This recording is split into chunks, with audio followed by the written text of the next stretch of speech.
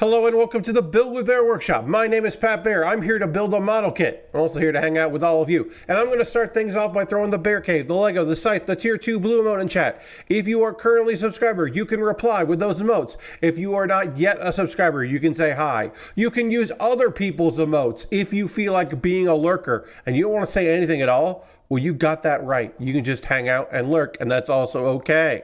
John is here. Hello, John. Happy to have you here on the stream. Welcome, welcome. It's a Monday, and it's new model kit day.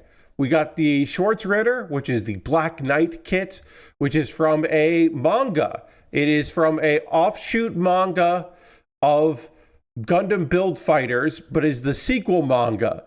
And so this kit, hello Lashbrook, welcome. This kit is the inverse of the new Mobile Suit main Gundam, the Cathedral Gundam, I want to say.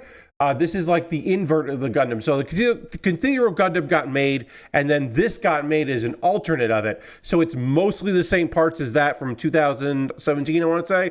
2016, but in 2017, they put this out. And again, this is hey, Lord Crashington, this is a model kit that came out based on a manga that is only available in Japan, that is a sequel manga to a manga that is only available in Japan. That is the side series to Gundam Build Fighters. This might be the most obscure kit I have built on stream in quite some time. I don't want to say it's the most obscure kit I've ever built, because I think when I got those 90s Zabungle kits, that's probably a more obscure thing, because that's just what the Zabungle is, just a wild thing to exist, to have model kits of that got re-released weirdly.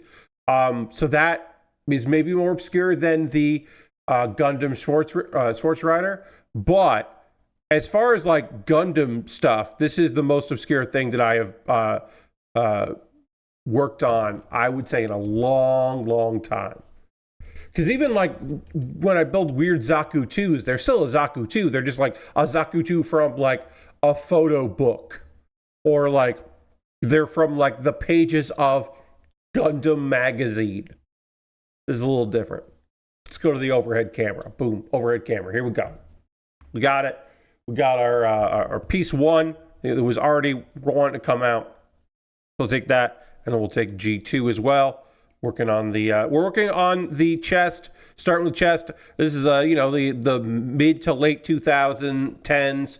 So our instruction booklets are generally chest, head, arms, feet, legs, waist, then backpack. That's generally how these things go. Not always. That's why I didn't say always. Just saying generally. All right. So this has got some instructions on how they want me to do this. And we'll see if I can do this right. I believe you want me to do it like this. Yeah. Oh, there's a little nub in here that we don't need, so I can get the excess off from that. I hope you're all doing well here on this Monday. I'm doing all right. I got some exercise today, which I was happy about because I have not been outside a lot because it's been so fucking cold. And today, when I went for my walk, by the end of it, I didn't need my jacket, or my hoodie, I should say. So that was really nice. But now it's gotten a little cold here in this room, so I got the hoodie on again. But it was pleasant out there. I got some yard work done. I went for a long walk. It was nice. I was happy to do that. Other big thing that I personally did today was that I did some much needed maintenance. Lord Crash says we got into the 40s today, which is nice and warm. I mean, yeah, comparatively, very nice and warm. So I did some maintenance around, refilled the bird feeders, and then I've had an ongoing issue that I was trying to solve, and I believe that I've gotten. I think I fixed this shit. Sorry, let me just get this Okay, well, maybe I didn't do this right then. Oh, that looks like that. And that's got to go here. Right?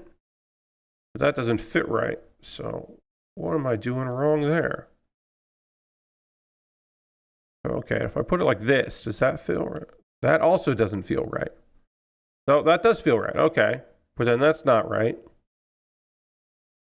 So maybe I didn't do this right the first time. Because that's like that. Yeah, you want the head to bend down. So that's supposed to be right.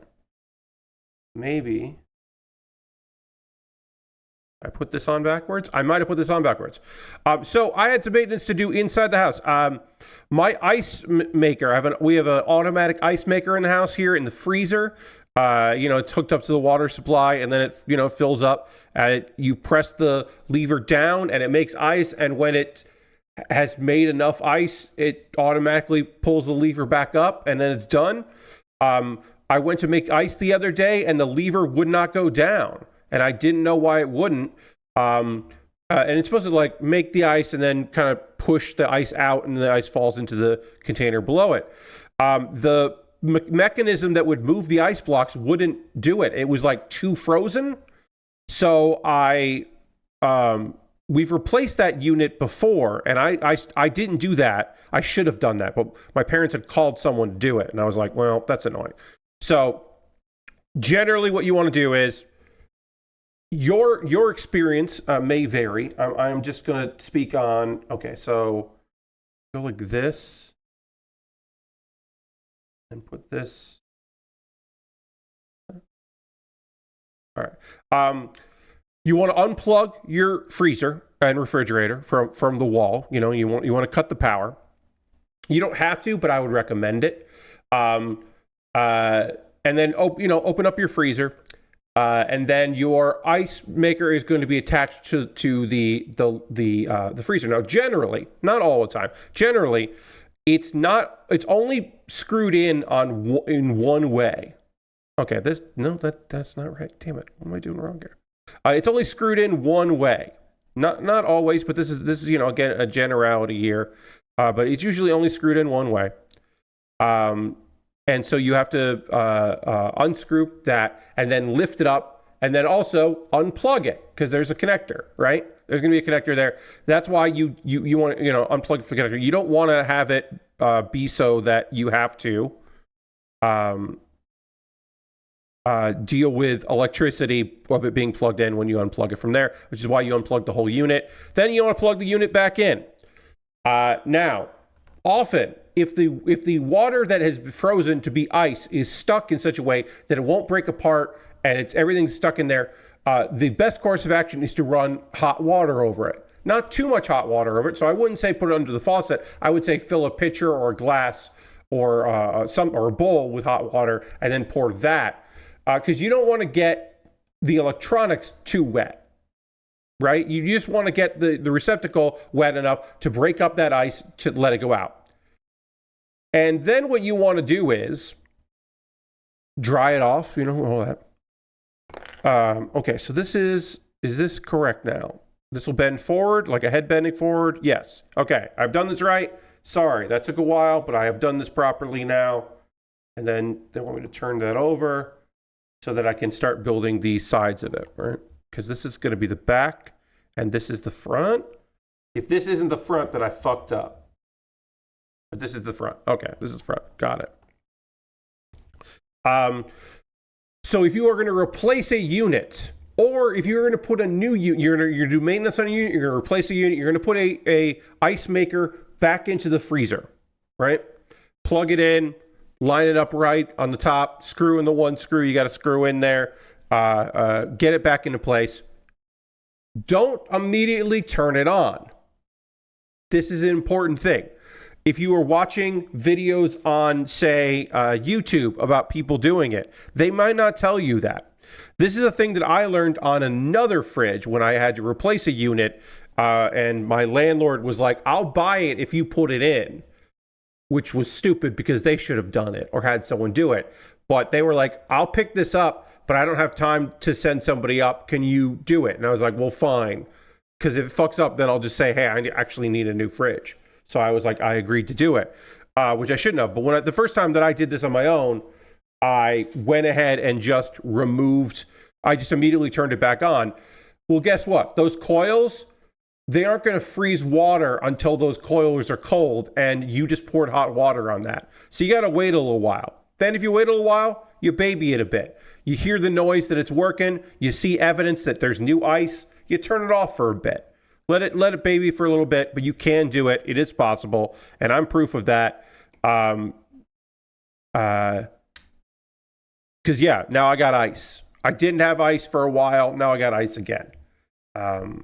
It is something that you can do. It is maintenance that you can get done if you want to get that maintenance done. Now, also, you know a handyman, you know somebody, or a handy person, I should say. You know somebody in the neighborhood that can do odds and ends. You got a fridge guy or a fridge person. You got someone you know you can call. Maybe it's more convenient to have someone do it. Maybe you don't want to do it yourself. But I feel pretty confident doing that work. You know, there are limits of my practical knowledge or applied knowledge. There are times where I say, oh, no, we got to call somebody. I can't do that. Get yourself a Tony. Yeah, you maybe Tony with a Y, maybe Tony with an I, you know, whatever. Yeah. There is my mom was complaining in her bedroom that part of the carpet has kind of bunched up away from the wall.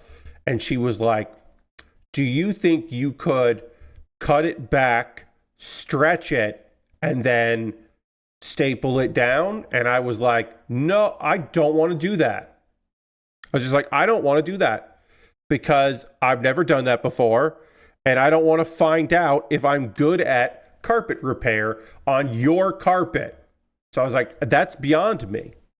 There are things that I can do from learned experience. Like if I know where the breakers are in this house, and I know what to look at when like a breaker goes. Like, perhaps if you are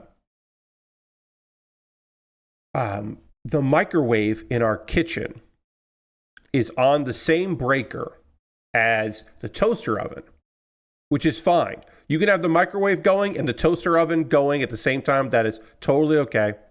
That is totally fine. You can just do that. I got no problems doing that. I can do that. No sweat. I got that going on. But what happens if you are using the toaster oven and the George Foreman? Because we got a George Foreman grill in the house, and we plug that in next to the toaster oven. That's fine. You can have those two going, no problem at all. You know what you can't do? Is you can't start the microwave while the toaster oven is going and the George Foreman is going. When those three things happen at once, then you blow a fucking fuse. My dad has done this a couple times. He now should know that, but still does it. But I know I know how to trip a breaker back. I know where to find it. I know which breakers they are. I have relabeled the breakers to make more sense. I understand how much juice needs to go through some things. And I know now, I'm very aware of what breaker, like what stuff in the kitchen goes where. I have learned that. Laura Crash says, gotta ask if it's okay if you fuck up so they need a new carpet. Yeah. Like, yes. So if my mom was like, I really want you to try this with the carpet, then it would be with the understanding that, okay, well, if I mess this up, you can't be mad. The problem is,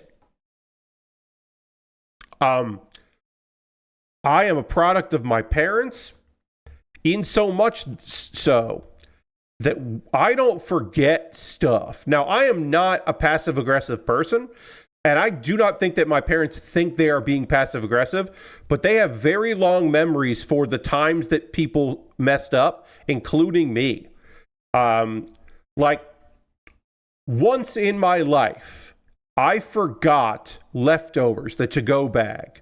I forgot leftovers one time. It was like at a restaurant in Wallingford, Connecticut. So it was before I had moved to New York. So this is what, 25 years ago, probably 26, 27, maybe 30 years ago. I forgot one time to take it. Well, Pat's in charge of taking home the leftovers, except for that one time. Like, it's just one of those things. And they don't mean, they're not trying to be cruel about it. It's just that my parents don't forget shit like that. So I don't want to fuck something up to the point where I will hear about it again. That is something that I am preemptive about.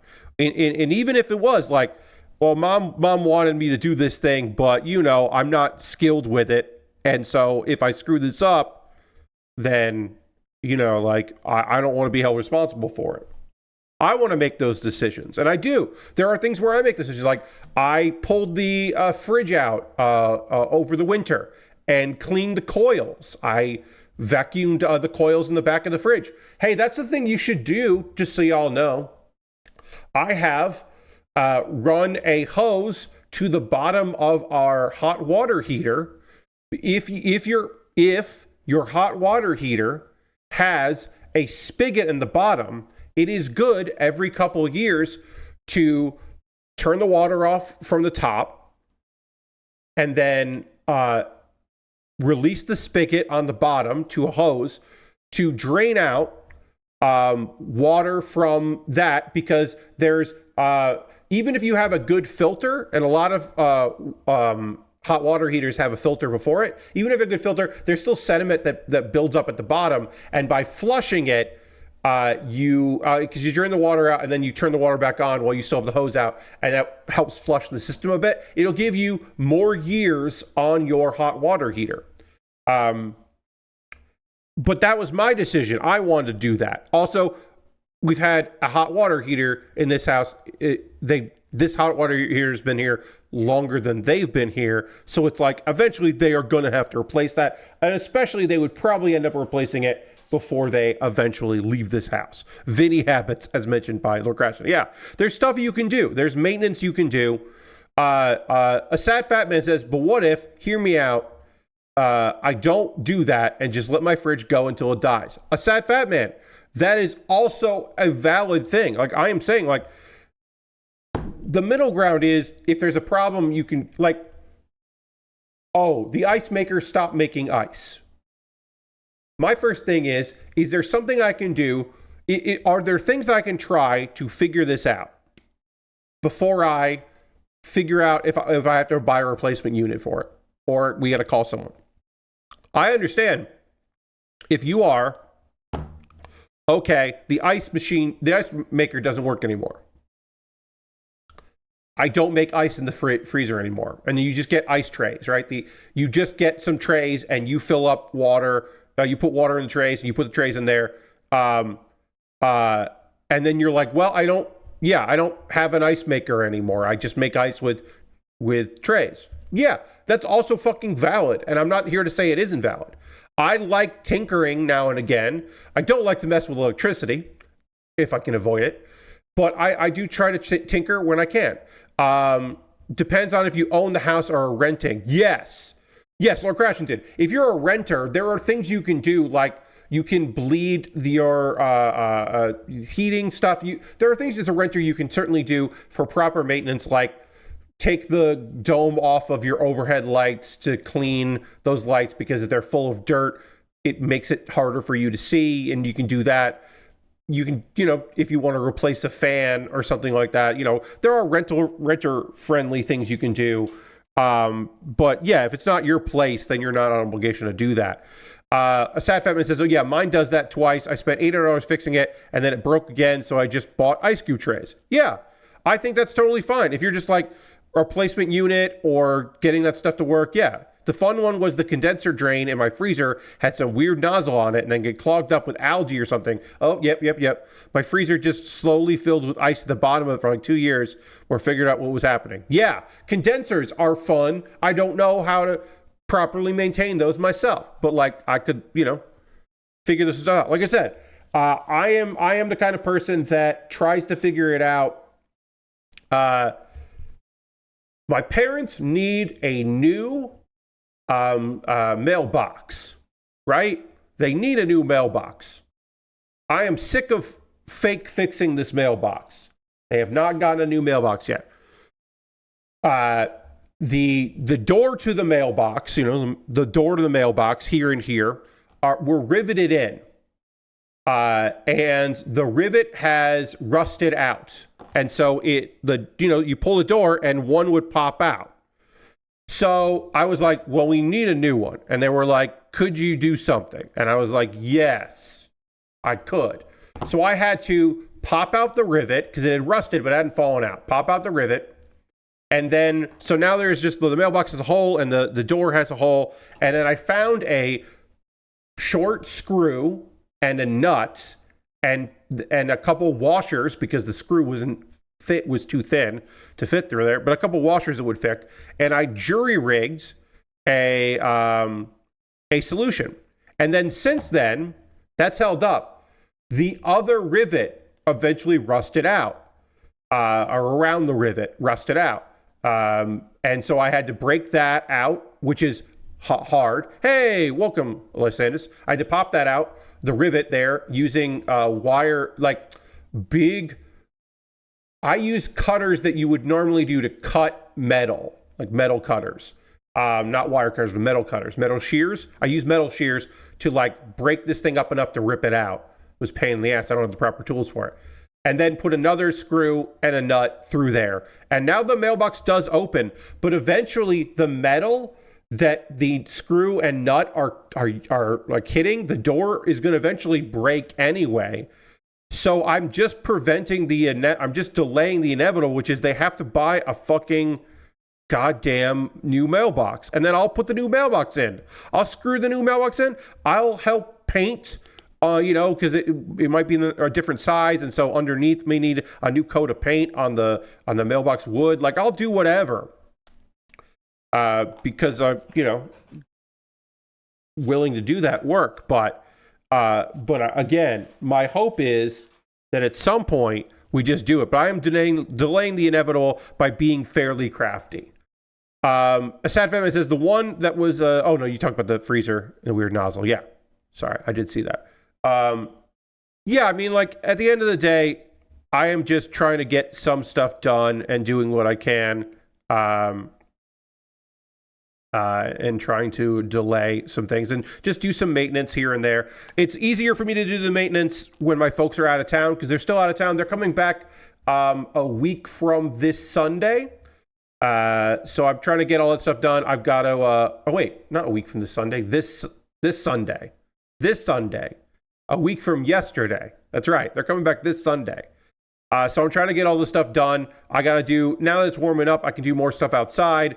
I'm going to probably use the blower to blow all of the leaves that have fallen because they didn't fall all fucking winter because it didn't get cold enough, but now they've finally fallen. So like the backyard has like pine cones and stuff, and I'm probably just going to try to blow all that up and then rake that up into piles. Because also like I'm not going to the dump until my parents get back anyway, so it didn't make any sense for me to do it earlier. Now I can just do it one, but it's going to take some time. But like I wasn't going to go out there and do it while it was bitterly cold. Wait a little bit on it. All right, so this is, like I said, I have not built the Cathedral Gundam, which this Gundam is based on. So I only know, I can really only go on what they're asking me to build here. But it seems fairly intricate. Some cool parts.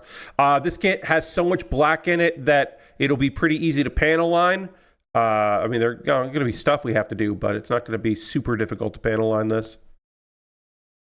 I also got some groceries today. I don't think I've talked about the fuck up. So I get groceries delivered when they're gone. I don't have a valid driver's license right now. So I could walk to the closest grocery store. There's one street that is like a 5 lane because it's got the turning lane. It's like a 5-lane road that I don't want to cross while carrying groceries, but I can do it, and I have done it. So mostly it's just convenient to get groceries delivered. And they've been fairly good this year. I've only run into one issue, but to me it was a big one.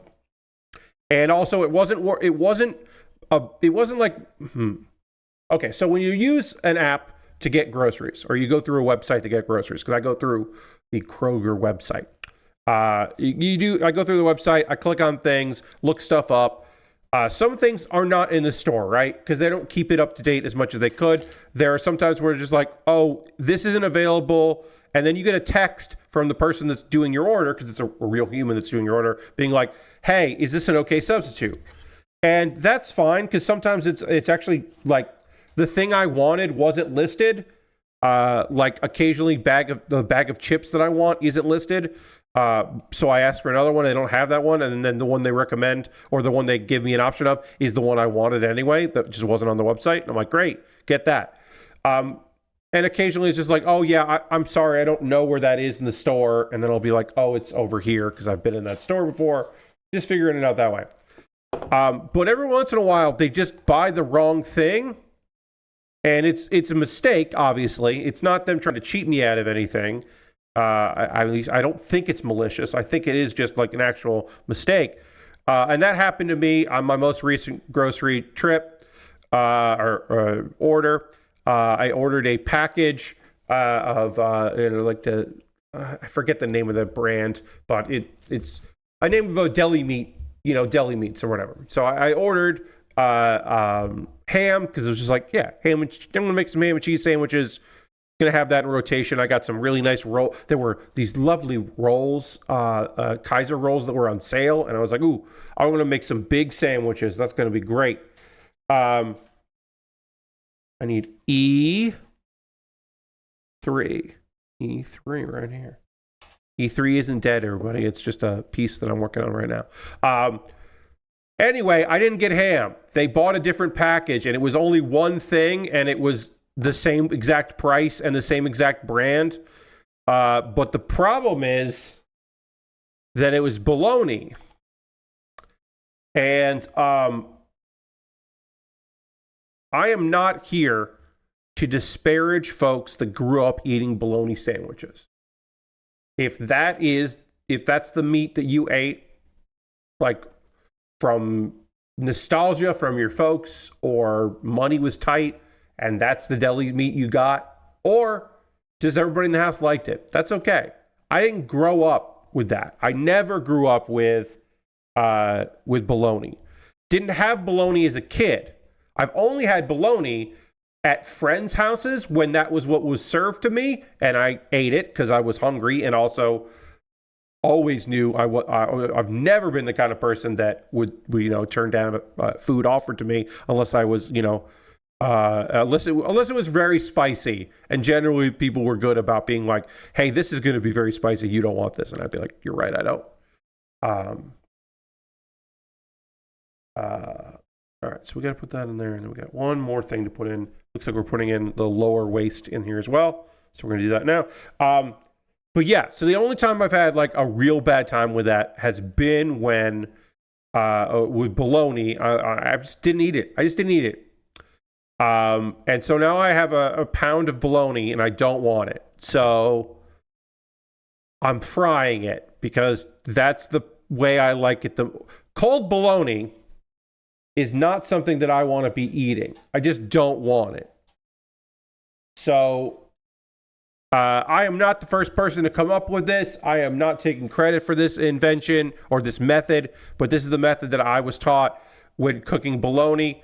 If you're going to put bologna in a frying pan, if you're going to fry it in oil or butter, or nonstick pan with just Pam or something like that, what you want to do is you want to, with a knife, take your bologna and then cut a slit in there, because bologna, once it starts heating up, will shrink a little bit, and it'll basically turn into a cup, like pepperoni does. If you have large pepperoni and you go to fry pepperoni, it'll do the same thing. Any kind of circular meat like that, reprocessed meat like that, will do it. And then it's not flat anymore. But if you take a cut, if you cut it, then you can, then it'll lay flat. I'm not going to finish that bologna. I'm going to keep it. I'm going to eat some of it. I'm not going to eat all of it. I already got lined up another order for later in the week, and I'll get my deli or my deli ham, I should say. But yeah, I don't want bologna. But like I said, it's the only mistake that has been made in this entire 20-something odd days, so I can't complain too much about it. It ain't the end of the world, but it is frustrating because I don't want to eat bologna sandwiches. Ugh. I just think it tastes bad. It just tastes bad, and I don't want to eat it. So that was my big food annoyance today. So, which way is the front? This will be the front then? I feel like this has got to be the front. Yeah, this is the front. Yes, that makes more sense. That's the front and that's the back. Okay, yeah. All right, we have done the waist here and the chest and the bit of the waist here. So now we can panel line this, make it look all snazzy and nice. Today, besides all of the various maintenance stuff I did, I dedicated my day to maintenance. Asaf Edmond says, I feel like people who say I can't complain just aren't trying hard enough. Like, put some effort to it. As you can, in fact, complain. Yes, I can't complain should be I don't want to complain, or I have other things that I am more focused on than this little annoyance. And I should make this clear. Again, I've had no problems with ordering food. I've eaten well. I've been making my own dinners, and I've had a great success with all of those. Doing all the cooking myself. I haven't had I didn't make a bad meal. Even like when I did the soy honey drumsticks, it needed more honey. It wasn't as crispy as I would have liked. Still tasted and fucking really good.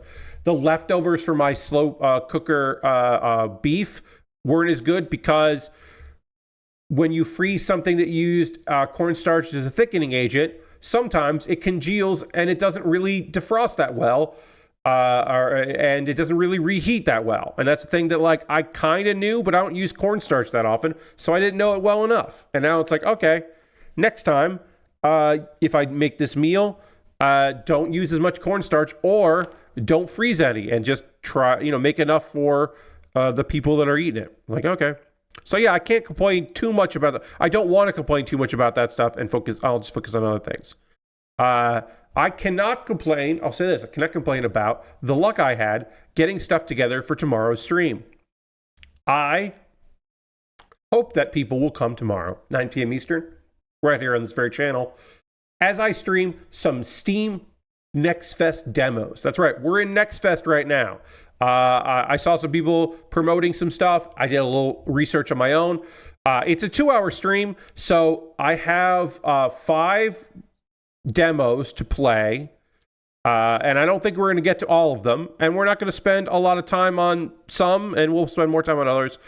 I tried to pick a wide variety. I will say this. The spray paint simulator demo is still the first stage, and with some changes that I thought were good changes, and the second stage. So they added a new one. It's basically, it starts the same as the previous demo, but they added a new thing. But you do have to go to the first one, and I did go through the first one because I wanted to get to the second stage so that I can look at that, the second job, I should say, so I can look at that. But I've got Demon Tides, which is not necessarily my kind of game because it's a little Twitch-based, moving around, response kind of game. But my friend of the stream, Too Mellow, did music in Demon Tide, so I want to check that out. Spray Paint Simulator, Teenage Mutant Ninja Turtles, Tactical Takedown is a strange scaffolding game. They legitimately have the Ninja Turtles license and are making a tactical turn-based tactics game with Ninja Turtles, and I want to see what that fucking is. So I got that demo. Wander Stop, which people have been raving about, and I have been interested in that game for a long time. I really look forward to checking that out. And then a game that Dan Reichert is apparently gotten very obsessed with, called Wheel World, which looks like BMX, like a BMX, like a cute design BMX game. That looks very fun as well. So we'll check in on all those things. That's the 5 that I have. And I did play again through Spray Paint Simulator. Those are the 5. That's what I'm going to check out tomorrow. I said I wanted to do those more often, and I only did it once last year, so we'll get into it. I think it'll be neat to check out some demos. Do have a few things I know we'll be playing next month. WW2K25 will be out next month. The Wallace and Gromit DLC will be out next month for Power Wash Simulator, so I have those 2 to look forward to. And I do look forward to those. Oops. Sorry. Hold on here.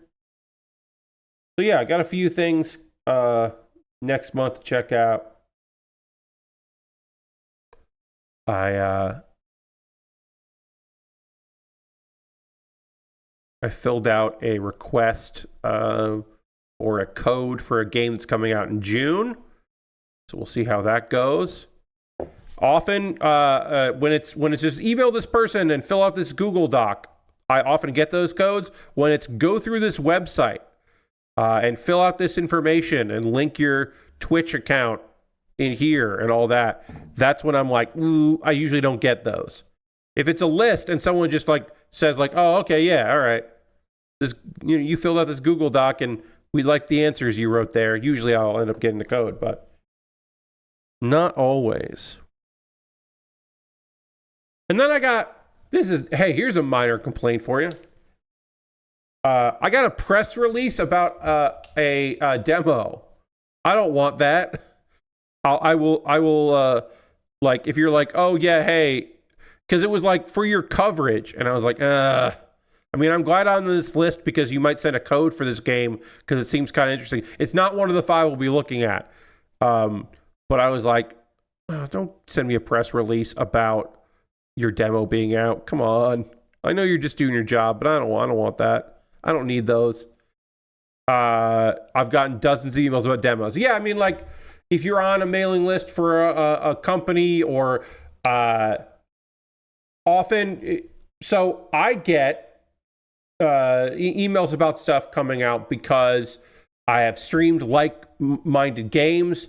One of the reasons I got some demos occasionally is because sometimes people work with a publisher, small publisher, and then I get a code, and then that publisher is working with another developer, and so they want to send me something. So I don't get too much of just like hey, here's an email about the demo that we just put out. I don't get those that often, and I don't really want those. This year seems like the year where everybody's sending out PR about demos. Yeah, because I honestly think that like Steam is just expanding the Next Fest thing, so now people have to do. I think they found, and I think they're right, that people don't just go on to Steam Next Fest and say, all right, what are the demos that are highest ranked? What are the demos that the algorithm is asking me for?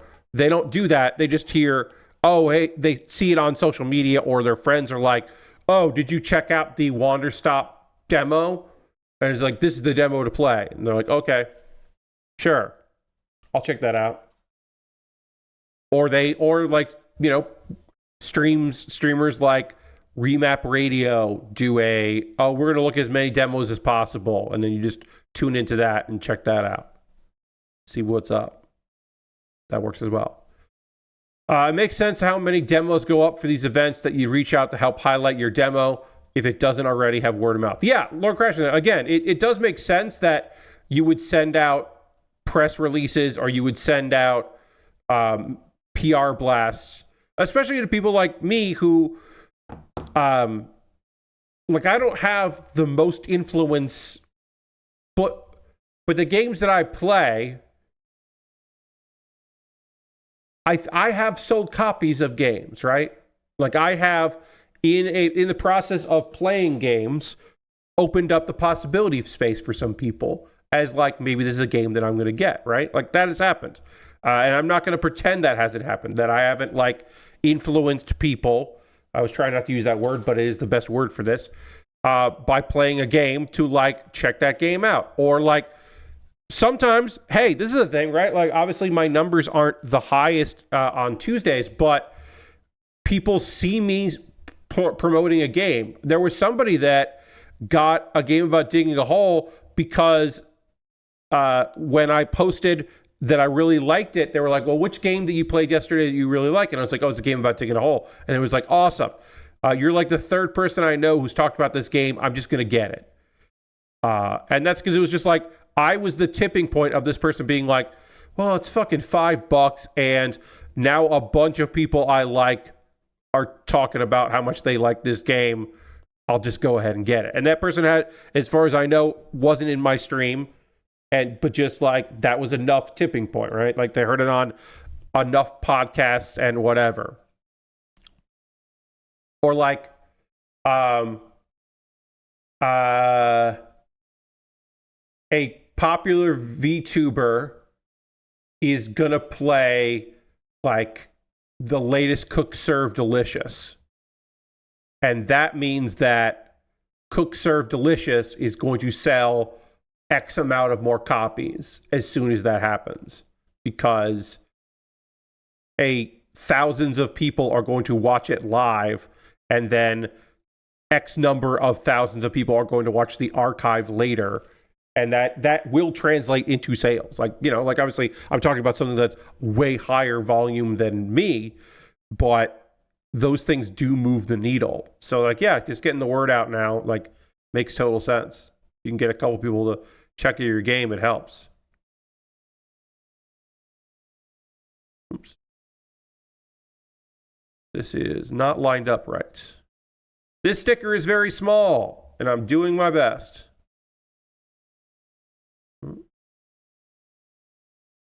Okay. I now have the eye sticker on. This is the first sticker of this kit. This kit does have some stickers. They are color.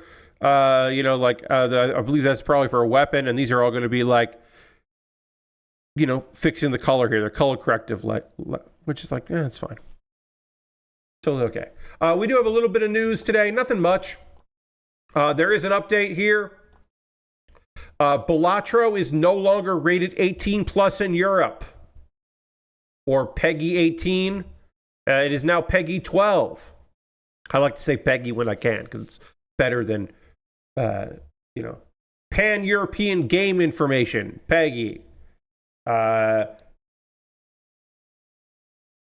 Balatro no longer has the same PEGI rating as Grand Theft Auto 5 in Europe, which is great to hear.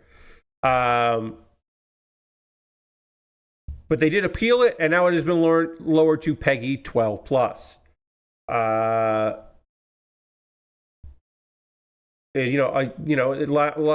Last year. Okay, so originally, apparently, it was 3 plus, and then it got raised to 18 plus in Europe. It is a game about, it's not about gambling. It does not have any real money or violence, or anything like that. Real money transactions, anything like that. But yeah, it got basically rated to like an M, but that has been dropped down. Local Thunk confirmed that after his publisher appealed to PEGI, Balatro's rating has been lowered from the 18 only or 18 plus adults only to the 12 plus, which is basically like a teen rating.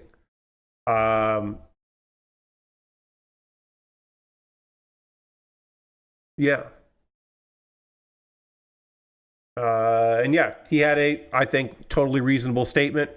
This is a good step from PEGI, bringing nuance to their rating criteria that used to be 18 plus or nothing. I hope this change will allow developers to create without being unfairly punished. Which I think, totally reasonable. Like, it was silly that they were dealing with all this. And I'm glad that it seems to have been settled. Hopefully it won't get reevaluated again out of nowhere. Like I said, it did, jump in rating out of nowhere originally.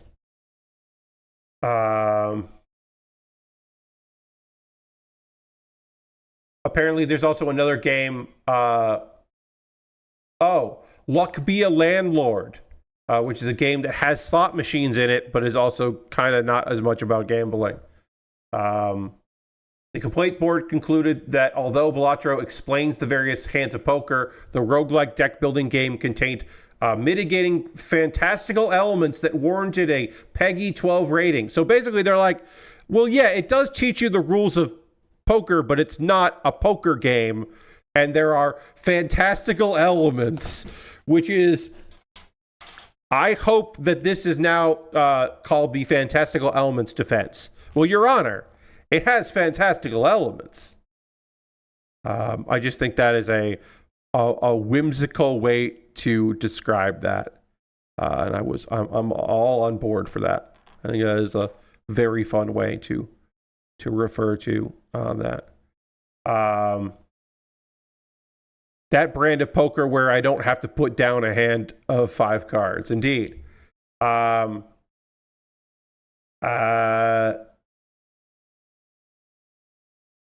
Same argument, although the game features the PEGI rule that any game that teaches or glamorizes simulated gambling will result in an automatic 18 plus rating isn't going away. So basically, if you make a game that seems to be about gambling, they're going to give it an 18 rating, and then maybe there'll be some nuance and they will they'll drop it down. But yeah, basically it's still an automatic thing. Board says that it will provide 12 plus ratings to games like Balatro that don't simulate gambling in a casino or betting hall.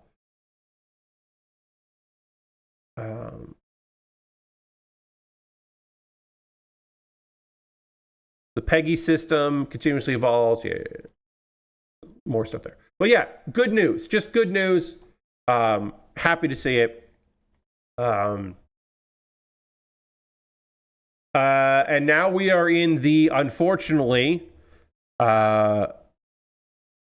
are in the layoff section where we're going to talk about some layoffs. An undisclosed number of employees have been laid off from Bossa Games. Bossa Games, you may know from I Am Bread and the Surgeon Simulator and I Am Bread. Surgeon Simulator is, I think, probably their most recent success. They did have layoffs in January, and now there are more layoffs. And apparently they're down to a 40-person studio. They had layoffs in January of last year. No, not last month. Last year they had layoffs. I'm sorry. I looked at that too quickly. I occasionally forget that it's 2025. In 2024, so basically a year and a month later, they are now laying even more people off. And they were down to 40 people, and now they have laid off more people than that now. And they have a whole thing. They're making cuts to survive, basically. They're going to scale back. They are in late stage production of Lost Skies, which is a cooperative survival adventure game published by Humble Games. What's left of Humble Games. But yeah, they lay people off. We don't know how many people that is. Obviously, it sucks.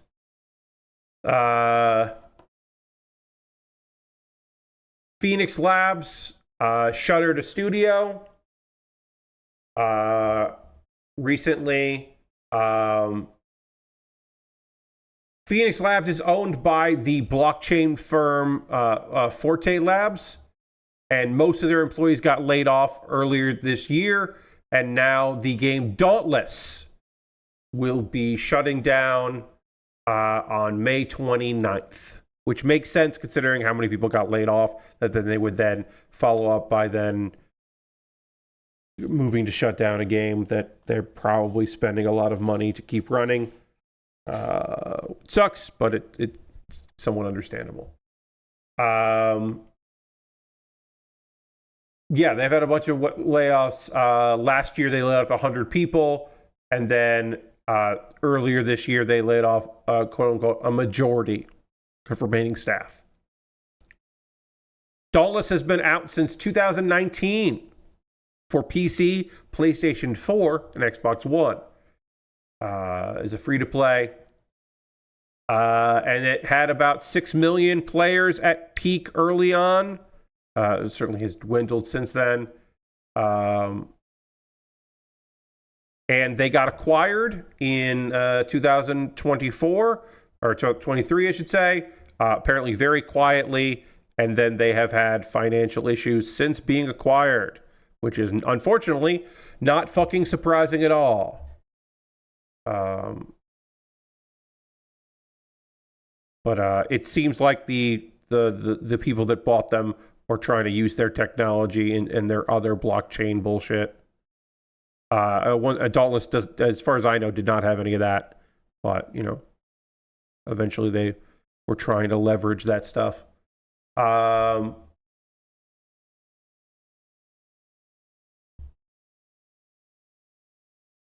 apparently, when they got bought out, employees were instructed not to say anything because it would maybe damage, maybe it would damage Dauntless's sales if people were suddenly aware of who owned the company. Apparently, their other game, Fae Farm, is there's been no announcements about that. So as far as I know, that game continues to exist. Let's see. They have the statement they put out is a nothing burger, but I'll at least say what it is. The studio thanks all players for being a part of the Dauntless journey. But yeah, free to play game that was once very popular. Like, yeah, hey, again, 2019, like that's a pretty good run, but you keep the maintenance mode on those things up to prop up your other things, because hopefully it doesn't cost you too much to keep that shit, to keep the doors open on that, so that you can then be working on other projects. And it's tough if Dauntless was your forever game, then your forever game is gone, and that's a bitter pill to swallow. I am not saying it's not. But it's also like, at some certain point, I'm like, yeah, all right. They're only gonna games like that are only gonna last so long. Okay, which is a shame, but it's not uber surprising. Unfortunately. What else? Reminder, I am going to stream this Saturday. I do not have plans to watch Elimination Chamber live. I will watch that after the fact, because I don't need to watch that as it happens. Anything else? I don't think so, as far as that goes. Yeah, that's this weekend. Or as they call it in Germany, No Escape. They might still call it. Yes, that's right. Yes, since 2013, the Elimination Chamber is called No Escape in German instead of Elimination Chamber, which yeah, all right, sure, probably for the fucking best. All right, I finished the head. The chest is done. We got a panel on the head. We can do that here. But yeah. I don't know if I'm going to, I'm going to stream on Thursday. And then the following week is, right? That's correct. The following week is, the following week is Revolution, right? Revolution is going to be on, 2025 release March 9th, right? So that's, yes, that is a week from this Sunday. Luckily, that's a Sunday pay-per-view. AEW does a lot of Saturday pay-per-views lately, but it's a Sunday one, so that's great for me. Often, they do a lot of Saturday pay-per-views when there is football, during football season, so. Because that way, Tony Khan Could pay attention to the Jacksonville Jaguars. But no football right now, so fine time to do a wrestling pay-per-view. Ugh. I'm going to have to hear people call it the crypto.com. I mean, I do understand that the former Staples Center is the crypto.com arena. And I hate that. I hate that I have to hear people say crypto.com.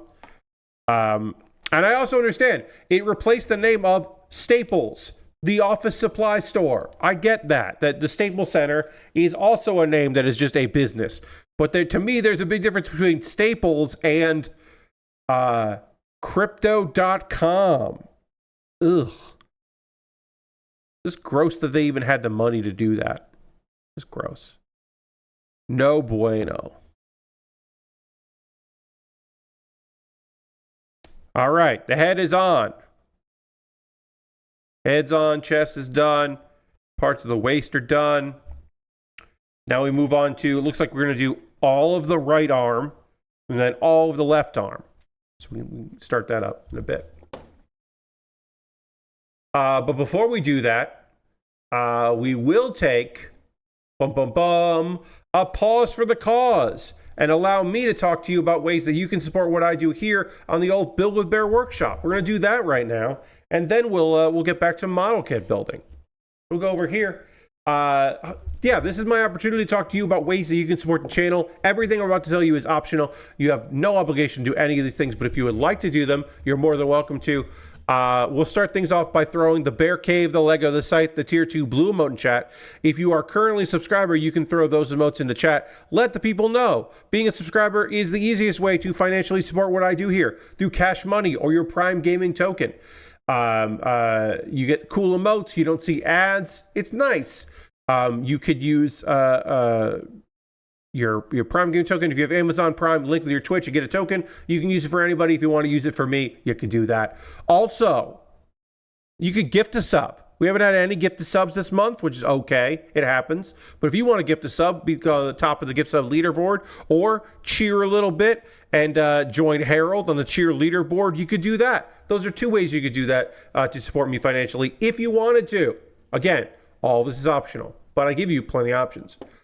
I have a Patreon at patreon.com/PatBaer. There's a $1, $3, $5, and $10 tier. There are different rewards for different tiers. Consider joining me on Patreon. I do have to do a Q&A video for my Patreon, which I will be doing soon, recording that this week. So I got to send an email about that because I forgot that the month ends on Friday. I probably should have done my Q&A over the weekend, and instead I'll do it probably tomorrow. I will start soliciting questions and then record it like Wednesday or Thursday. Like that's a thing that I can do, so I'm going to do that. Oh, it's all right. So let me just I have to set myself a reminder to do that because, again, I forgot. So we'll do that. I have now set myself a reminder for that. Great. Yeah, Patreon. Consider joining me there. I have a YouTube channel, and you can support me on YouTube if you wanted to at youtube.com/PatBaer. Over on YouTube, you could support. You could become a subscriber if you want to do that. And then there's a thing called memberships. And for just $2 a month, you can become a member, and you get my Wednesday videos on Tuesday. So tomorrow, you will get a video that other people have to wait for Wednesday to see, which is pretty cool. It's pretty fucking cool if you ask me. So check that out over there on YouTube. Obviously, subscribe for free if you want to do that. See my videos. Because I just put up a new video today, which we'll talk about a little bit more in a bit. Let's see. If you want to do a one-time donation, like if monthly is not something you're interested in doing, but you want to help me out on occasion, I have a tip jar, which is my Ko-Fi and my PayPal. Everything helps, every dollar helps there, and it all goes into a fund to buy model kits. So direct donations, YouTube, which includes watching my videos because I get AdSense, Patreon and Twitch all goes into a fund, and from that I buy model kits. I've got a great backlog of kits that I'll be happy to work on. If you want to have a say in what I build next, very much like the anonymous person that bought the kit we're working on right now. The Gundam Schwarzritter I'm building right now, that was bought off my Amazon wish list, which is rad. You could also do that. Anything you buy that way comes to me in the mail, of course, and it jumps the queue and becomes the next thing that I work on. You get a dedicated video on my YouTube channel about the thing you purchased called a mailbag video. And yeah, it jumps the queue, becomes the thing. I've got model kits. I got Lego sets. I don't know if there's anything I want to point out or just kind of give a shout out to. I don't know. Hey, how about the Mythos Zeta Gundam? A weird model kit that's on my wish list, a very old kit that I would like to build at some point. Is a kit from 2006. It's a Zeta, but it's got like a ship attached to it on the back, and it transforms, and it looks so weird. They solved the cockpit problem by shoving it on the backpack, so it looks like it has a big hat. It doesn't have a big hat, but it looks like it does. It is a very goofy transformation. That's the Mythos Zeta model kit. I would love to build that at some point because again, it just looks so fucking goofy. That's on my wish list. So you could pick that up if you wanted to. Again, you don't gotta, but if you wanted to, you could. Let me just check one thing right here real quick. Did this get mailed out yet? No. Now it's expected on Wednesday, but it has not been mailed out yet. I'm really annoyed by this shit sometimes because I got a model kit that I paid for and it just hasn't come yet. But it hasn't shipped yet to come yet. Frustrating. Anyway, my alternative to Amazon is I have a throne wish list. So if you want to help me out and buy something for me to build or work on and you don't want it to be through Amazon, there's an option. And then if you want to support me financially, but you need it to be convoluted and involve a lot of steps, you could always go through USA Gundam Store. You go to USA Gundam Store, you buy a gift card code, or gift card. They will send you an email with a gift card code.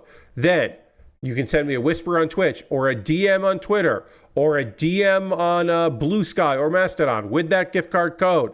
And I will use that gift card code to buy something on USA Gundam Store, and they'll come to me. I'm sorry, I just noticed that I have three I have 3 message requests on because my DMs are open on good old Twitter. All 3 of them are about meme coin projects, and all 3 of them start with "Hey boss," and I hate that.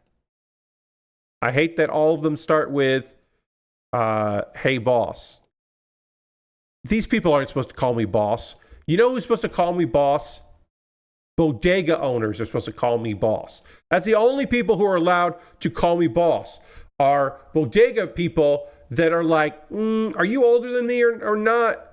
You're not young, so I'm going to call you boss. But it doesn't feel right to call you sir. I'm not the final boss of Crashing It. But I am, but like that's who calls me boss, is guys that are like at 3 a.m. when all I need is a sandwich before I go home. And I'm going to get myself a chicken cutlet and bacon and cheddar cheese on a roll. Ooh, lettuce, mayo. It's going to be real good. And that person's going to call me boss, and that's okay. Other than that, I don't want to hear it. Anyway, that was nonsense. I have a Discord if you haven't joined my Discord. Yeah. Well, here's the thing. Some people call me also people that work at bodegas, only people in this world that I will allow to call me big man. Because I am a big man. But I don't want to hear that from other people. But if that person's going to make me some food, they can call me big man. That's okay. I'll take that. Big man and boss. I'll take both those things. Anyway, I got some video links of things that I want you to check out. I got a new episode of Pat Baer's Wrestling Club out. Pat Baer's Wrestling Club is my occasional video series because I've only done 4 of them. In this video, I rank every divisional champion in AEW. Now, what does that mean? That means homegrown. So those are people that like didn't win a title in TNA or WWE or New Japan or Stardom, big wrestling promotions. They haven't won a belt there, but they won the top of their division, be it like the tag belts or the world title in the men's and women's singles. They won a big belt. And then I ranked all the people. There's like 23 of them, and I ranked all of them and did a tier maker. And so I did a video, and it's a long video. And I am sure that some people will be very unhappy about where my ranking is. I didn't rank the performer. I ranked the title reign. And some really great performers have had dog shit title reigns in AEW. What can I do? Like Hangman Adam Page. His tag run was pretty fine. His world title run was not good.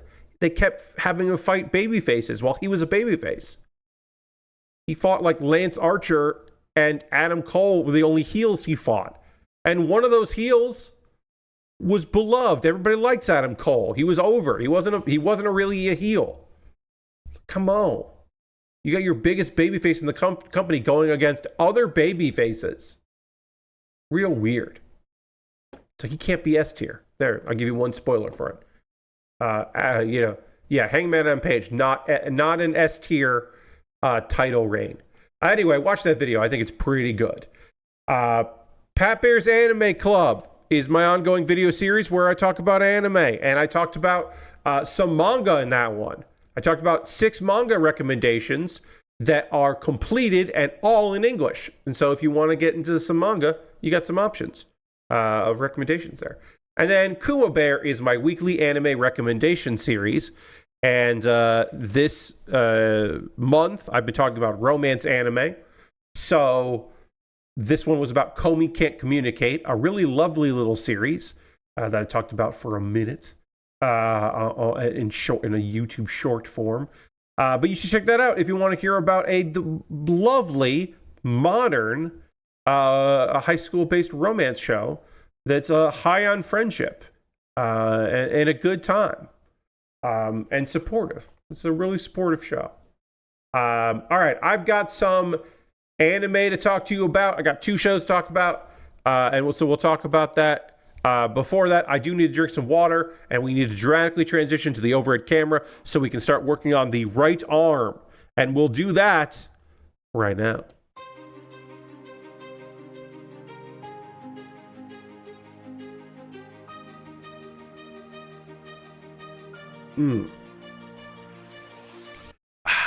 All right. Let's talk about Sakamoto Days and ZENSHU. This was episode 7 about Sakamoto Days. If you have not been watching it, this is the story of one of the Japan's best assassins. He retired. He met a lady. They got together. He gave up that life, and now he's just a shop owner. But people are after him. There are people that want him to come out of retirement. There are people that want him dead. There is a whole organization that is going after him, and he's been constantly running into assassins or gangsters or various other nonsense. He's got his family. He's got 2 employees at the store who were in that life and now are also not in that life, so that they can just hang out with him and work for him. And he's trying to make it all work and balance it. Let's see. I need G11. G11 is this piece here. But yeah, he's trying to make it. He's trying to balance his life like that and make everything work. Lots of great action scenes, plenty of good comedy in it. Yeah, I think it's a solid show. But we're in episode 7 right now. So I need J12. J12 that's J11. Where is J112? Sorry, let me find this piece. There we go. I found it. Found what I needed, everybody. Oh man, we got more stickers here. Got color correcting stickers put on too. Second hour stickers. What am I even doing? So the episode starts with Taro and his wife, and they are watching. With there's children are in school, so they're at the school watching their kid with the other kids doing stuff. A nice little family together scene. We cut there to Shin and Lu, and they're arguing.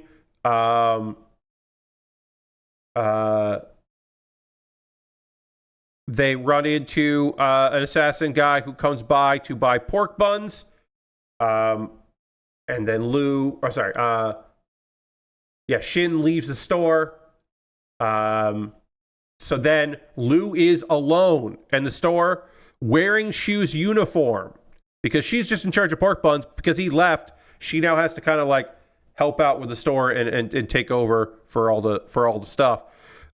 So when a bunch of dudes show up and see Shin's uniform, they assume that that's Shin, and they were looking to kidnap Shin, so instead they're gonna kidnap Lu, and they do manage to tie her up. Sorry, let me just. Doesn't look like that. Does that look right? Sorry, hold on. Oh, it goes like I think that's right. I'll find out soon if I did this correctly or not. Okay, yeah, it does look like that. All right, there's a little window that'll show me that I'm doing this right. G9. Oh, that's okay, G9 is this piece here. Yeah, so they tie her up, kidnap her. One of the men they start talking. One of the men realizes, hey, God damn it, that's not who we were supposed to kidnap. We got the wrong person. So they do figure that out pretty quickly, that they fucked up. Sorry, hold on. Oh, it goes over here. Oh, it goes there. Okay. And I got to put a sticker on B36. Apparently this is they were trying to kidnap Shin. We get a little bit of a backstory about Shin. You know, we know he has psychic powers. We find out that he was part of an experiment with children, and he's the only child in that experiment that actually got a psychic ability. So we've never really found out what the hell happened there. So now we know, oh, okay, it was due to some sort of fucked up experiment. That sucks. One of the guys insults Shin, which leads to Lu to attack. Shin returns to the shop, finds that Lu's not there, and that the place is kind of a mess. Just as Taro and everybody arrives. So Shin's just like, hey, I don't know what happened, but this is what's going on here. Apparently, this is cool. Cool little bit of stuff. Makes sense. The name tags, including Shin's name tag, have tracking devices in them. So Shin knows where Lu is. So then Sakamoto and Shin go on the motorcycle to go on a rescue mission. Okay, so I need B4.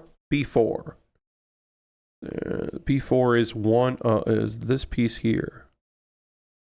Those are all three. That's 4, huh? 4 is one of these.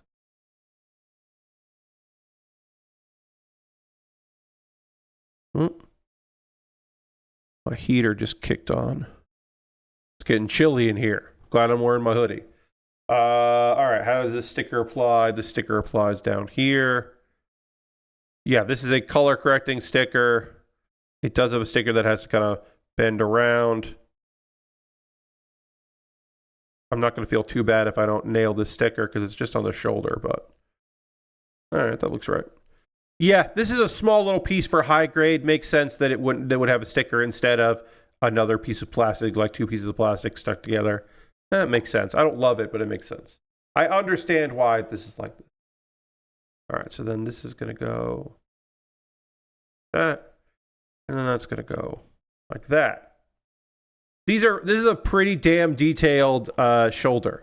All right, then I need J113 to put the rest of them there. All right, back to talking about this episode of the anime. Apparently, this is these people are working with quote unquote the lab, which are the people there. Taro and Shin get confronted by them. So Tanaka, the guy who's in charge of this, are one of the only people left in the lab. But again, this was they were trying to retrieve the quote unquote loser who left the organization. Shin. Yeah, so there's a fight scene. It's not my favorite scene of the show, but it's a pretty good fight scene. Trying to get shit done, trying to save the day.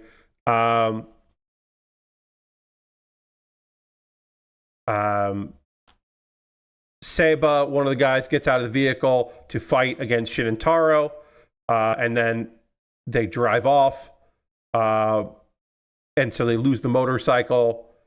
But apparently, the name tag stopped working along the way, which means they might have gotten rid of it, or they went through someplace with interference. They're not sure. So then Shin kind of talks about the lab and how it was where he grew up, and it's a underground research facility.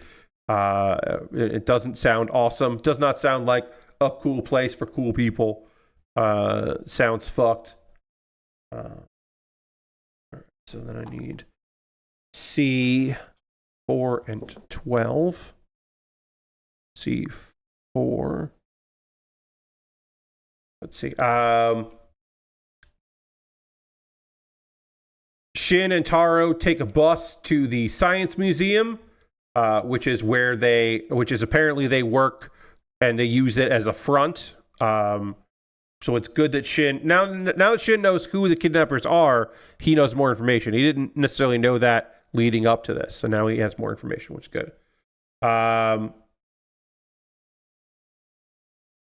Let's see. So they're trying to head to the lab. They're wearing disguises. They're dressed like dinosaurs, which is a great disguise in a children's museum wing. So they're dressed as dinosaurs. It's very fun. We run into the big boss, which is a guy who is wearing a reindeer mask, which is pretty cool. Named Kashima. And basically like, hey, we got the wrong person, but we'll definitely be able to catch him, and this will help. And Tanaka also gets apparently tied up as well, which seems weird. They do have a prison down there, which is also fucked up. And Kashima apparently isn't the biggest of the bosses, and is like, you need to get him because we can't. There's someone that we can't disappoint, which is vague, but adding suspense and maybe a little spooky. Adding a little bit of suspense here of like, who's he talking about? Who can they not afford to make upset? Shin and Taro trying to get into the lab. Apparently, they changed the code that he used to use, which makes a lot of sense. And then a bunch of robotic this is my favorite part of the episode. A bunch of animatronic robot animals suddenly show up and start attacking them, which I found to be fucking awesome. It was cool as hell. Which is apparently they fight the robots, but that doesn't end it, because then there are more robots, which is also cool as hell. J1, 10, and 11. Including a giant robotic T-Rex, which, like, I understand that they're like, oh yeah, well, we're in the museum, so we'll hide them in plain sight, but like, somebody's got to notice that. let's see. Yeah, Taro does defeat the T-Rex, and it is pretty fucking awesome and really fun. And then we get a shot of a scientist being mad that they can't do his research because of all the shenanigans that are happening.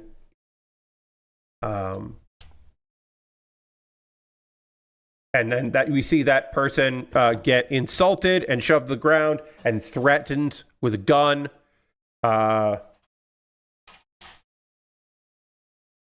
And then we find out. We get and then this scientist who was complaining gets his life saved by Shin. And apparently, these people that were doing all this work. That was illegal, of course. They got taken over by an assassins group at some point. So at some point, an assassins group showed up and took over.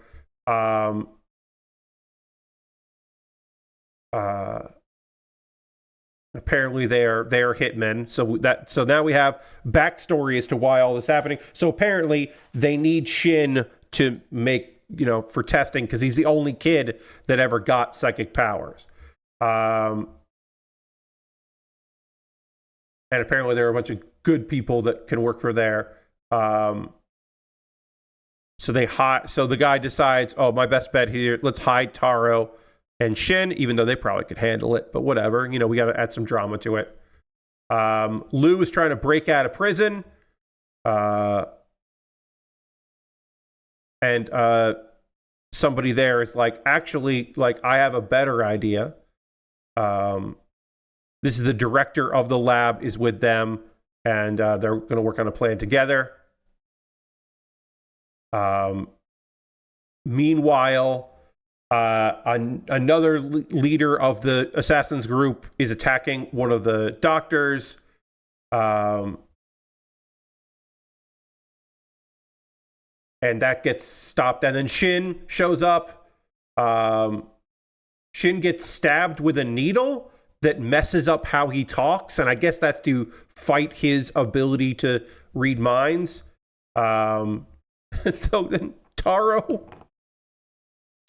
punches this dude so hard, the guy just he gets pushed into a desk so hard he almost becomes part of the desk, and it is a great moment. So now we have to deal with the fact that Shin is going to have trouble communicating. But they're going to figure out what's going on there. Meanwhile, another group of mysterious men show up, and they're entering the museum. So this is this feels like we have entered a story arc. I feel like this is episode 7 through the end of the first season. This is we had some small little assassin fights. We had some one-off episodes. This feels meaty. This feels like, okay, we're going to be in this space dealing with this from now on till the end of the season, and maybe even a cliffhanger. I don't know. Because we introduced a lot of new characters. We brought back some other characters that were kind of on the fringe and had them have more to do. We're getting into Shin's backstory, which I didn't necessarily think we were going to do too much of, but it was always kind of weird that he has psychic abilities and nobody ever really talked about it. So I think that it was good in that respect. I do think it was maybe I don't know, this could have been an episode and a half instead of a full episode. It did feel really rushed. It was oh shit, we got to get to the story. Let's get to the story now. I don't know. It felt pretty rushed, but I'm still enjoying Sakamoto Days. A friend of mine has loved the manga and was telling me about how Pat, the fight scenes are good, but they're not as good as they are in the manga, because in the manga, it goes from kind of goofy, silly to action-packed, and there's this great juxtaposition, and you don't get that juxtaposition in the anime as much, and it's okay. But I think that as someone that has not read the manga, I don't care about it. You know what I mean? Maybe I would be disappointed if I was a manga reader, but since I'm not a manga reader, all I can say is, yeah, the action is really good, and then the comedy is good, and the art styles aren't dramatically different because it's an anime, and that's not gonna work. it probably wouldn't work as well to have like two different art styles going. Maybe you could do that, but I'm not mad for it not being there.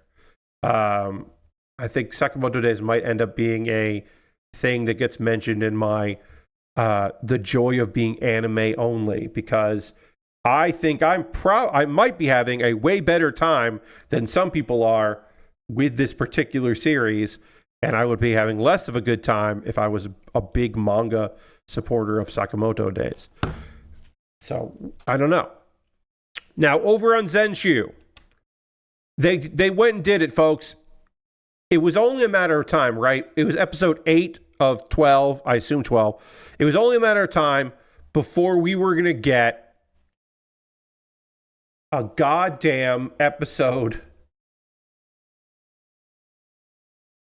where there was a Gundam. It's not named a Gundam, but it's a big robot mech that looks like a fucking 782. It is a main-ass Gundam, main character Gundam-ass Gundam, and it does make an appearance in this episode. Also, huge revelation in this episode. Didn't see it coming. Of all the things that this talking bird could have been, I would not have expected it was what it was. But yes, there's been a talking bird that has been showing up within the anime. I'll say, hey, I messed up. I thought this whole time, that this anime that they were in, the anime within the anime, was a series, and it was a movie. And I messed up, and I did not understand that. So my apologies. I did not quite get what they were putting down there. But yeah, so the bird is just showing up and is like taunting Natsuko and just be like, hey, like nothing you do matters. The story keeps changing, and that's weird. Why do you keep messing with the story? Stop doing that. And it's just like a broken record. And see, 33 and then 32. And yeah, and just generally being an annoying talking bird. And so QJ is just like, I think that bird is from the same place you are. Like, I think it comes from your world. And eventually they catch the bird, and Destiny captures the bird, and we find out that the bird is very fucking unhappy that Destiny is this big muscle-bound person, because that's not the real Destiny. That's not what Destiny's supposed to look like. And then our girl is like, yeah, but she's awesome. This version of Destiny rules. And our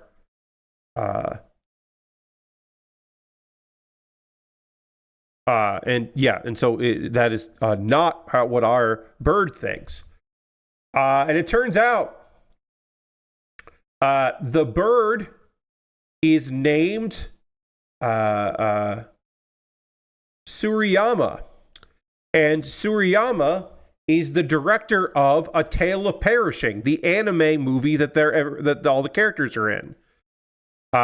And she also died of food poisoning and got reincarnated. So are they connected with the fact that both of them died? And like the person who loved this anime movie as a kid, who then became an animator. Oh, also she kind of fangirls. She's like, "Can I get your autograph? Can you like sign this or whatever?" She's fangirling out, which is fun because we don't really see her like act like that. It's kind of fun to see Natsuko like that. But basically she's just like, the ending isn't going to change. Luke is going to die. You keep trying to have a happy ending in this story, and that's not the story that I wrote, and that's not how the story is going to end. And so she then flies off. Also, she's just like, I have this ability that like, I got wings to fly. You didn't get anything.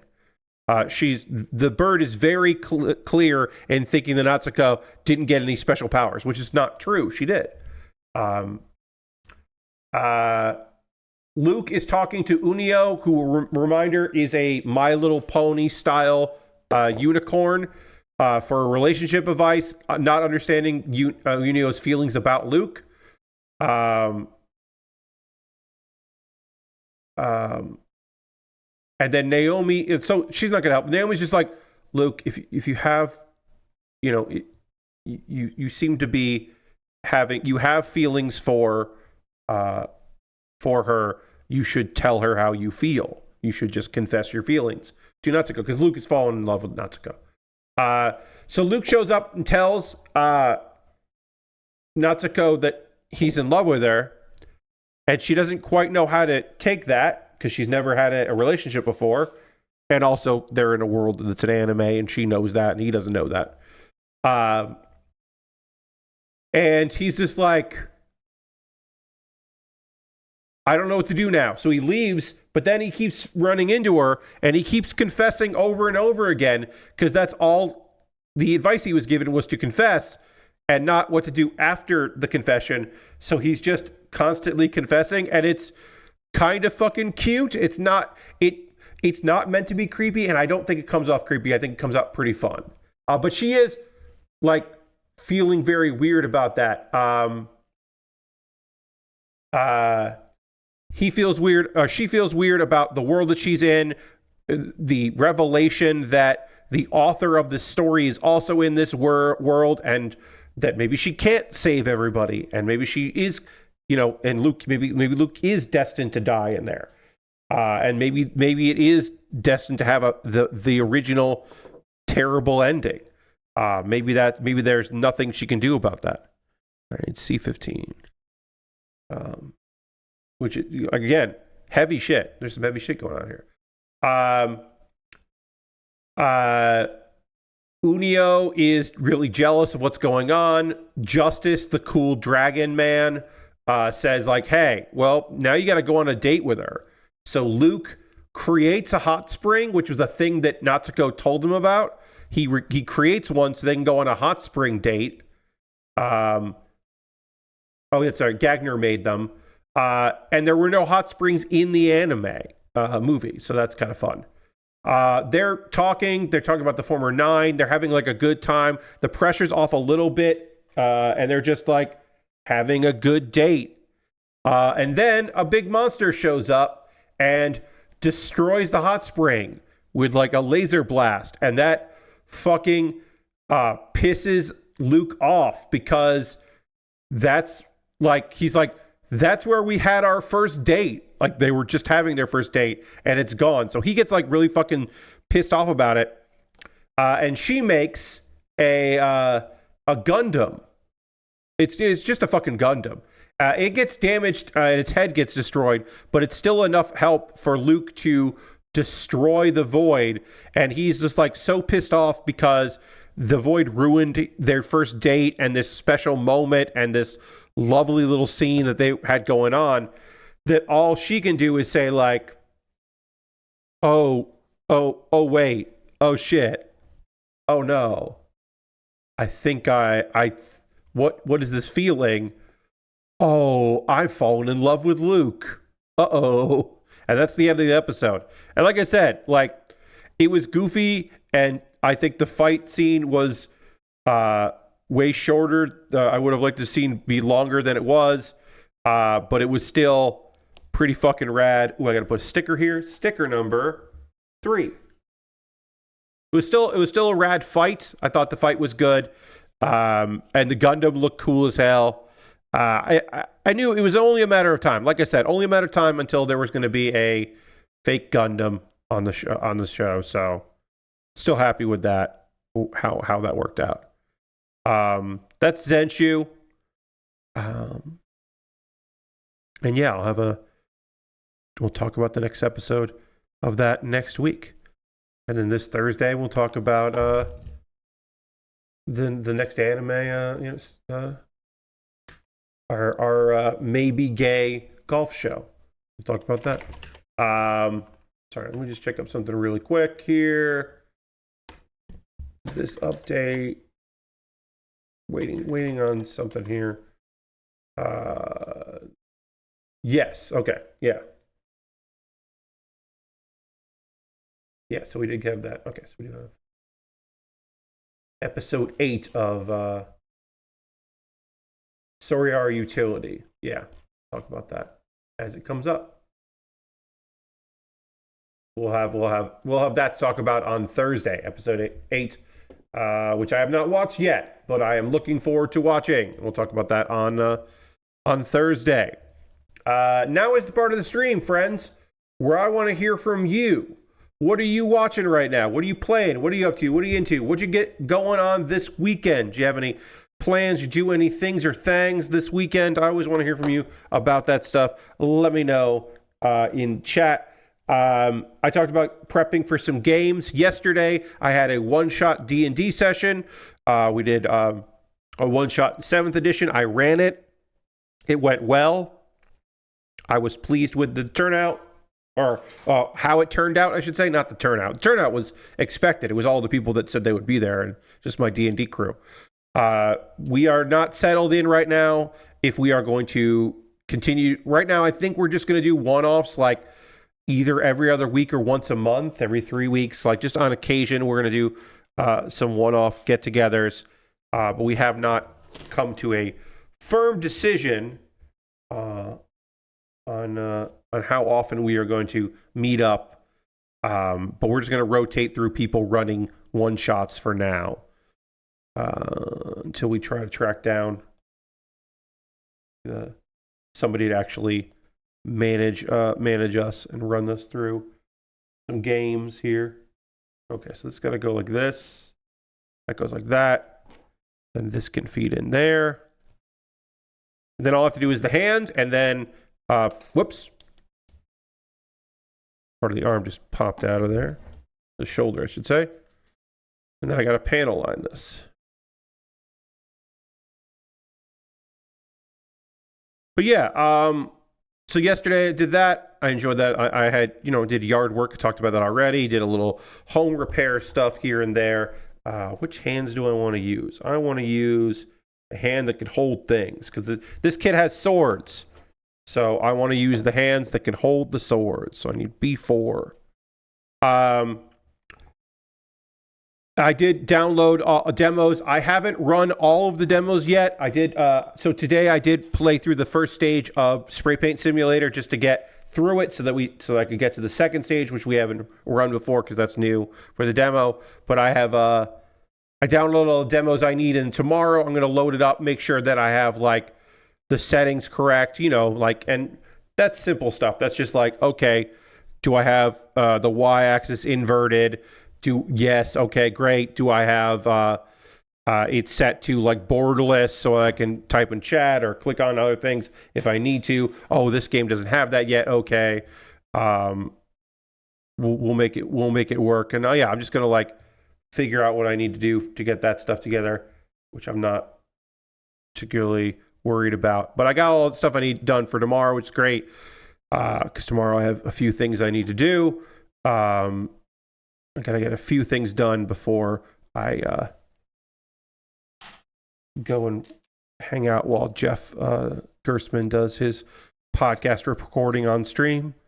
But yeah, I got a head start on a bunch of work today, so I was happy with that. But I want to hear from you. I want to know what you're up to, what you got going on, what you're into, what you're looking forward to.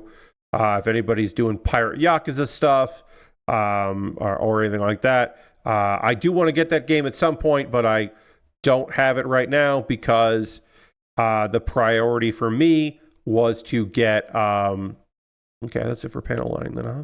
Yeah, there's nothing else that needs panel lining. The priority for me was getting WWE 2K25 pre-bought there, so I can play that. I don't have that game early, but I do have that game when I need that game later in March. Let me look up what the release date for that was. WWE 2K25 release dates. But yeah, I didn't pay the extra to get it early. March 14th is when it comes out. So that's Friday, March 14th. So that means that the 18th of March, I'll be playing it on stream. So I have the 4th, because I believe that is the Power Wash Simulator Twitter. I think that's when, I think Wallace and Gromit comes out on the 4th. Let me see. Are you going to tell me Wallace and Gromit? When does Wallace and Gromit come out? Yes, that's March 4th. Okay, so yeah, March 4th is Wallace and Gromit coming out. So I'll be able to do that. So I know what I'm doing on the 4th, which is when it comes out.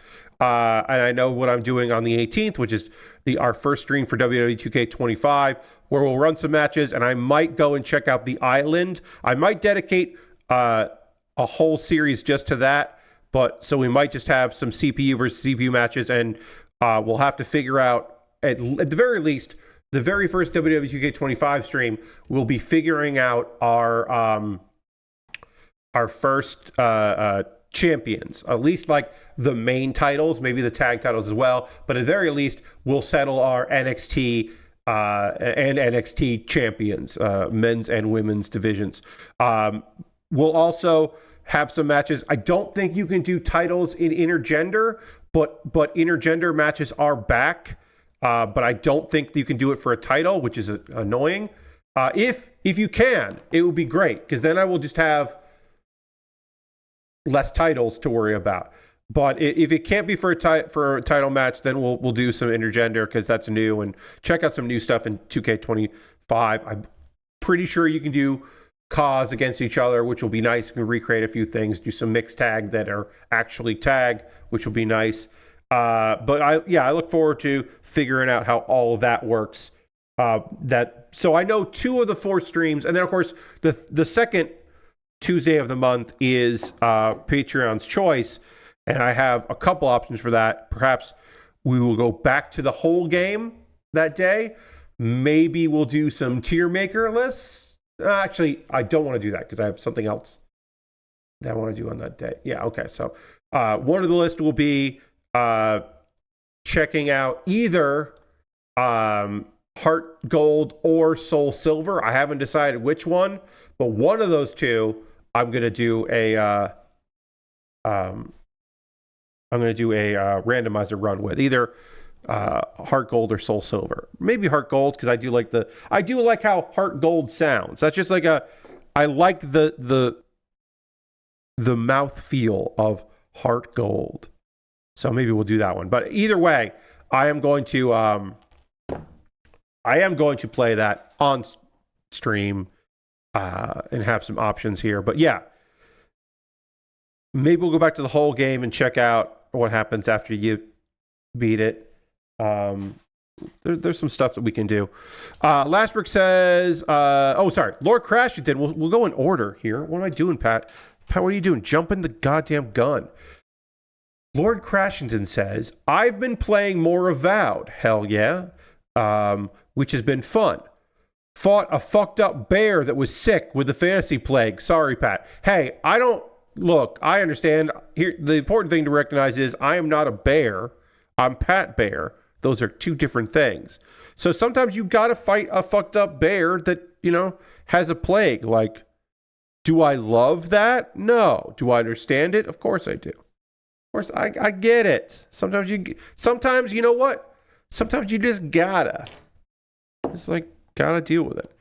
Lastbrook says, I didn't pick up Pirate Yakuza, but I did pick up my Infinite Wealth playthrough I abandoned in Chapter 4. Oh, nice.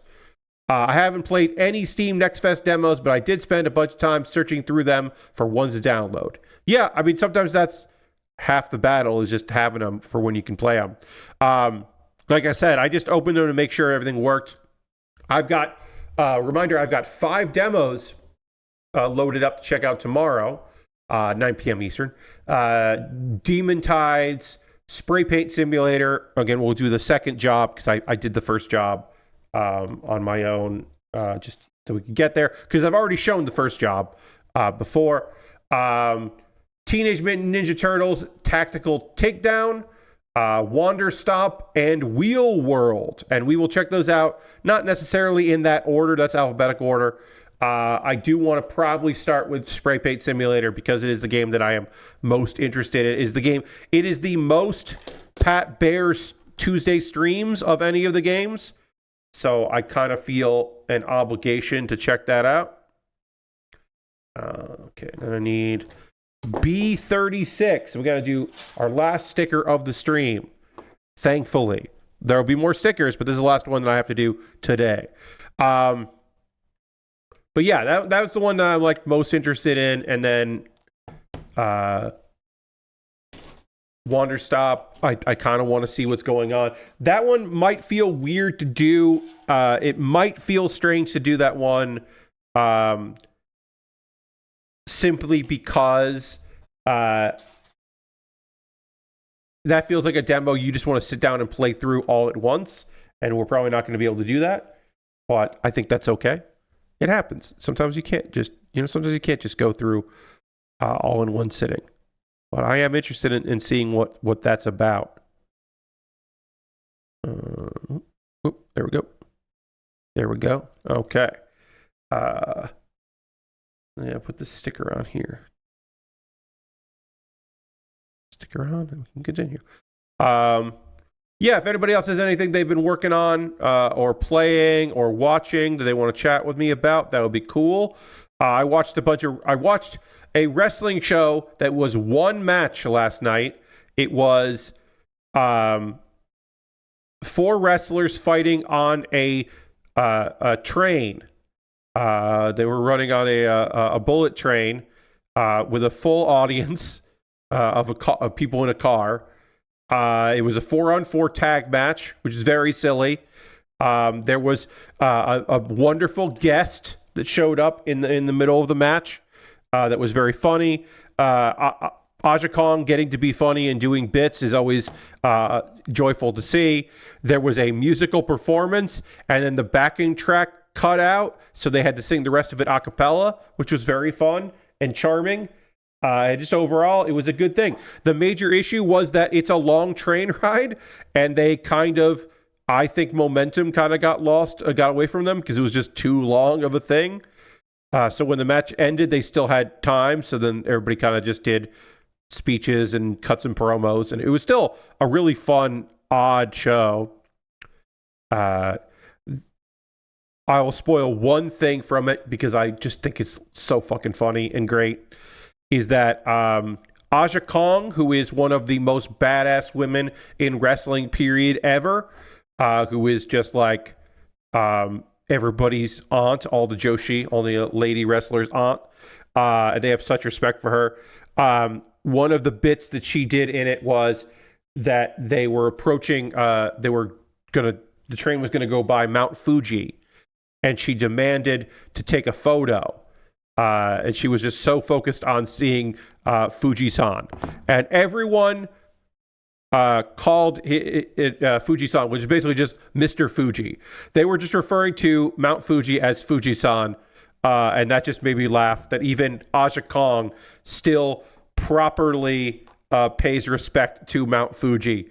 It just really made me laugh. And then there was a shot out of the train as they went by, and it was a gorgeous shot of Mount Fuji with like the fog in the top and stuff. And it was a lovely look at that. I was like, that fucking rules. But it was just very funny that Aja Kong was just like, no, I need to get a photo. And she also didn't have her phone, so she had to borrow another wrestler's phone, and that also made me laugh. That she was just like, oh yeah, I don't have my phone on me, but I do have this gimmick, this bit that we're gonna do. I just thought that was really fucking fun. That was a good show. And I'll have more wrestling to watch this weekend because I don't know when I'll watch it, but at some point I'm gonna have to watch WWE 2K20, not the Elimination Chamber. I'll probably watch that on Sunday, maybe. I don't know. I haven't decided yet. I don't know when I'm going to watch it. I got to get my wrestling schedule together and have people let people know what my schedule is and all that. Get all that good stuff together. J211 and J210 are over here. I'm going to apply you know what? I'm going to wait on that. We'll wait on that and do that on Thursday. Because it's not like I'll get these done. Only 2 pieces here. We'll do it. We'll do it now. We'll do it live. But yeah, I got to figure out my schedule of like when I'm watching live, when I'm watching later, and do all that. Figure out when I'm going to watch Elimination Chamber. Because I'll watch like some of it before the stream and then probably watch the rest after the stream and just maybe skip out on watching Collision. Unless I can watch the replay. I don't know. Maybe I won't. If Collision is coast to coast, then I won't be able to watch it. The West Coast replay. So who knows? All right. So I'll do the rest of this shoulder later, but we made a fuck ton of progress on this. We did the head, the chest, one arm, the other arm. I don't want to say that we're going to finish this kit on Thursday because we still have all of the legs and the waist and all the weapons, the backpack, which is also the weapons. But we might get close. We'll definitely finish this up on Saturday. So I will have a poll this week for patrons, my $10 patrons, to decide what I'm doing next. So that is coming. But what's coming right now is we're going to go raid. We're going to go find somebody doing cool shit and go spend some time with them because that is the least we could do is go out on a raid. So let me go see who is streaming right now and go hang out with them. Who is streaming? Who can we go hang out with? Let's see. Mary Kish is playing Spirit Swap, which we have streamed before. I've streamed, I should say. Love that Mary's playing Spirit Swap. That's awesome. I mean, I just really like this game. And also, I'm glad Mary's playing it because it opens it up to another audience. So that's awesome. So let's go give Mary a raid. Reminder, folks, to please come along on this raid. Please come back tomorrow at 9 p.m. Eastern time because I'm going to play a bunch of Steam demos and it'll be fun. And you'll get to see some demos and hang out with me while I do that. And maybe you'll go and grab those demos and it'll be a good time. Thank you everybody so much for joining me. I hope to see you on stream tomorrow or Thursday when I continue working on this phenomenal model kit. Talk to you all soon. Thanks for being here. See you in the next one. Goodbye, everybody. Goodbye, goodbye, goodbye, goodbye, goodbye, goodbye.